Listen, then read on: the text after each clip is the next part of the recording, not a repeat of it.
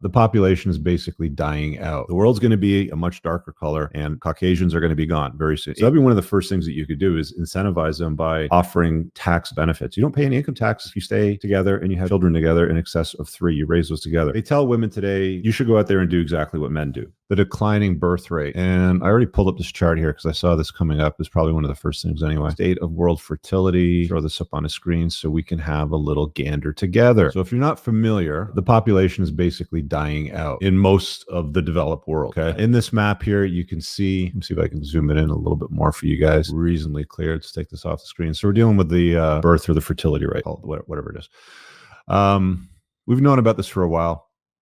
It's kind of a heat map. The African continent is completely blue and dark. I think in several of these, like really dark blue ones, birth rates around 5 or 6 or even higher. I think one of the highest birth rates is like in the 7s even in some of these African countries, but super, super high. These guys are making way more babies than the rest of the world. There's some light blue spots in South America, Central America, Northern Africa, Southern Africa, into the Middle East. I think this is probably Afghanistan, Turkmenistan, one of the stands out here somewhere. Oh, you can't see the cursor on the screen, but I'm looking at it on my other screen. But this other area over, what happens if I do, there we go. Oh, now you can see the cursor. So this area over here is probably Turkmenistan or Afghanistan or something like that, one of the stands. But you can see that these guys are out banging the rest of us. And, you know, let's be clear. They're not having more sex, I don't think. I think what's ending up happening is we're having just as much sex in the West. It's just very few intimate encounters lead to a pregnancy and a birth. That's the other thing too. You end up with a lot of pregnancy. So again, so let's play this role. Rich has now become the benevolent dictator of the world. I'm going to solve your problems in a loving way. So how do you fix the global fertility rate? Well, first of all, you have to encourage people to have kids, don't you? And then you have to disincentivize things that remove children from the ecosystem. Because when the birth rate drops below 2, you're losing the population, which is one of the reasons, and I don't agree with the solution, but it's one of the reasons why you have so many Western countries that are just like, oh yeah, we're fine with refugees, just walk across the border, it's all good. Migrant crisis, be quiet population. You know, you've seen the native British population complain about this. You're seeing this in certain parts of the States, even in Canada, a little bit in other places. But the vast majority of global leadership is just like, it's no big deal. We'll just, you know, we'll take in the migrants because we kind of need them, right? You know, our population isn't replacing itself. So in a situation where the population is not replacing itself, you've got to create population. And one way to do that is to let people that don't live there come there. In the past, and I've said this before, you know, when we came to Canada from England in the 70s, I was a small child and my dad had to qualify to come in. There was no just show up and here's housing, here's some money, here's medical, here's citizenship and all this stuff. There was hoops you had to jump through to get into the country. That's when places like Canada actually gave a shit about who they let in. Now there's far, far less of that. It's just, we don't care who you are. You're just you know, you got a heartbeat, come on in. You know, like a warm seat, come on in, and we'll give you free stuff. So you got to encourage people to have kids. We'll deal with the migrant stuff in a different topic in a moment, but you got to encourage people to have kids, which means you have to encourage the nuclear household. You have to encourage the fabric of society, which is 2-parent households, mothers and fathers. You have to disincentivize because to have a 2.1 birth rate, you need about 3 kids. There's no such thing as a 2.1 kid household. There's a 2-kid household. There's a 3-kid household. 4 is even better. 5 is better than 4, obviously. But you have to incentivize having about 3 kids, and that's going to take roughly a minimum of 6 years of a woman's life because they don't usually have a kid. You know, they're pregnant for 9 months, they have a kid, and then they get pregnant right away. It doesn't usually happen. I looked this up before. And the Guinness Book of World Records for the highest number of births to one woman was something into the 50s. Like she had 50 children, but it's not like she was pregnant 50 years back to back. She had a whole bunch of triplets and quadruplets and sextuplets.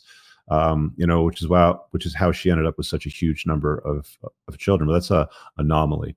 Like even today, if you hear a woman's got 5 kids, you're like, damn, that's a lot of kids. Like, I don't know how you're going to handle that.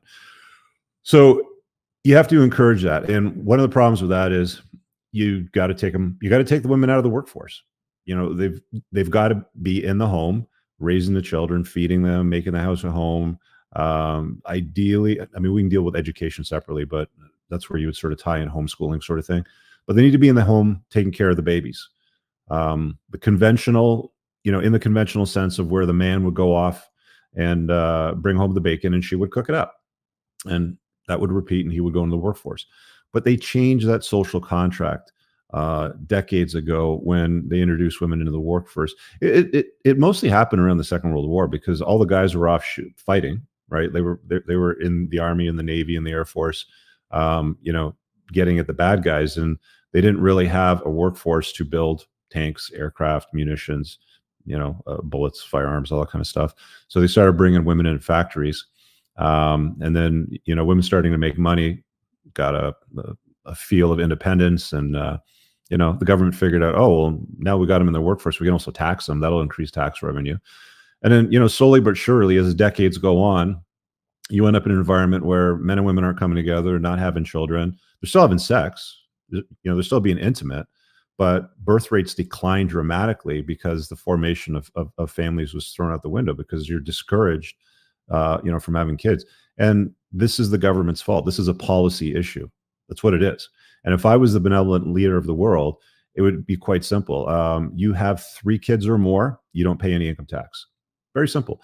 I believe, if I'm not mistaken, there's several countries in Eastern Europe or countries that have recognized they've got a declining rate that have started to move in the direction of creating these sorts of incentives.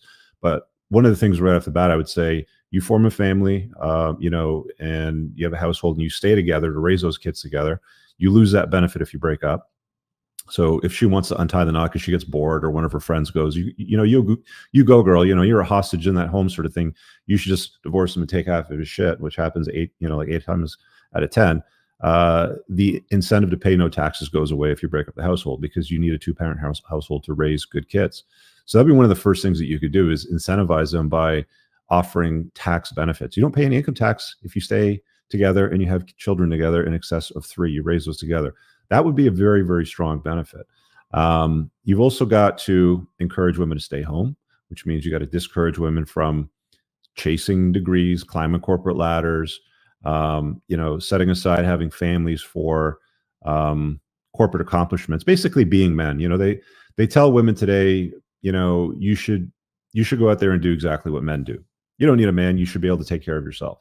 And that division, that soundbite, is a strong contributing factor to the issue that you've got with the global fertility rate.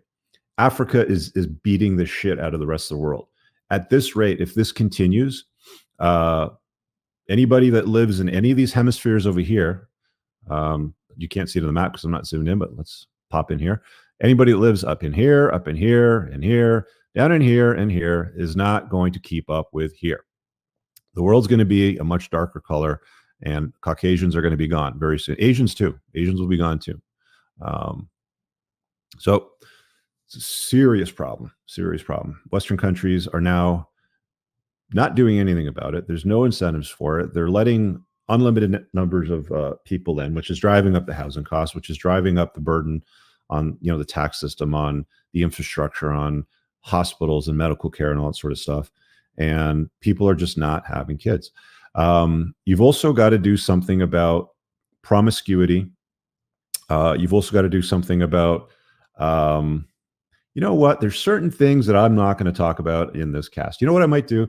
I might leave the more controversial shit, the more benevolent dictator talk sort of stuff. I'll leave it for a Twitter space. Maybe that's what I'll do. I'll do a Twitter space because you can say whatever the hell you want over there. So I don't really care. All right, guys, I really hope that you enjoyed that clip. If you want to check out the full-length podcast episode, you can find that right over here. Also, make sure you visit my website over here where you'll find my supplements, the opportunity to book me privately one-on-one for coaching, and most importantly, my new School of Unplugging, which you'll find on the Courses tab. Newer to the channel? Hit subscribe.